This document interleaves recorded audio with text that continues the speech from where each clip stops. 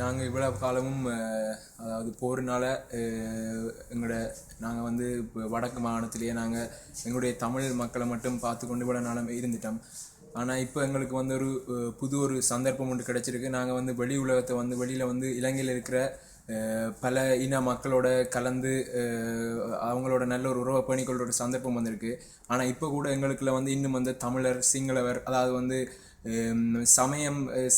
சமய ரீதியாகவும் சரி, அதாவது வந்து ஒரு மொழி ரீதியாகவும் சரி எங்களுக்குள்ள ஒரு சின்ன எங்களுக்குள்ள ஒரு பிரிவினை ஒன்று இருக்குது. அதாவது வந்து நாங்கள் ஒரு சிங்களவர்னு சொல்லி அவரை நாங்கள் ஒதுக்கி வைக்கிறோம் ஒரு பொது இடத்துல. அதே மாதிரி சிங்கள இடத்துல வந்து தமிழர்னு சொல்லி நாங்கள் ஒரு கொஞ்சம் பேர் ஒதுக்கி வைக்கிறோம். ஸோ இப்படியான ஒரு நிகழ்வு இனிமேல் நடக்கக்கூடாது. ஏன்னு சொன்னால் நாங்கள் இவ்வளவு காலமும் எங்களை நாங்கள் ஒரு கூண்டுக்குள் அடைபட்ட பறவைகள் மாதிரி இப்போ நாங்கள் தமிழர்கள் வடக்கு மாகாணத்திலையும் அதாவது சிங்களவர்கள் இங்காலையும் இலங்கையின் மற்ற பகுதிகளிலையும் இருந்து வந்துட்டோம்.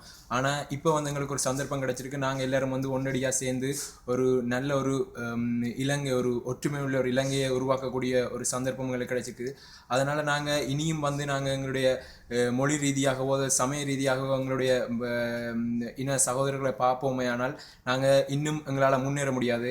இப்போ 30 வருடமாக நாங்கள் முன்னேறதுக்கு காரணம் இதுவும் ஒன்று. அதாவது நாங்கள் எங்களுடைய ஒற்றுமை இல்லை, எங்களுடைய நாட்டுக்குள்ள எங்களுடைய மக்களுக்குள்ள ஒற்றுமை இல்லை.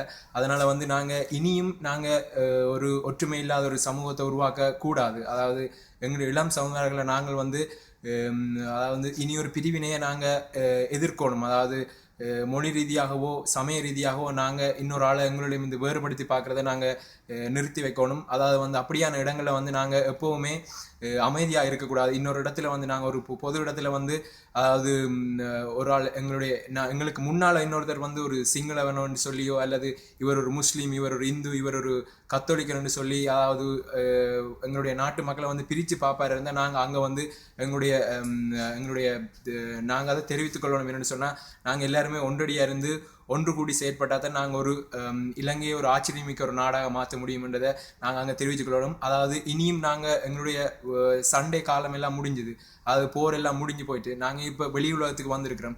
ஸோ இனி நாங்கள் வந்து ஒன்று கூடி செயற்பட்டால் தான் வெளி உலக நாடுகளில் வந்து நாங்கள் எங்களை முன்னேற்றி காட்ட முடியும். அதாவது இலங்கை ஆச்சரியமாக கொண்டு வரத்துக்கு வந்து நாங்கள் எப்போவுமே ஒன்று கூடி செயற்படணும். அதாவது பிரிவினையை வந்து எதிர்த்து நாங்கள் எப்போ குரல் கொடுக்குறோமோ அப்போ தான் நாங்கள் இலங்கையை நல்ல ஒரு நாடாக மாற்ற முடியும்.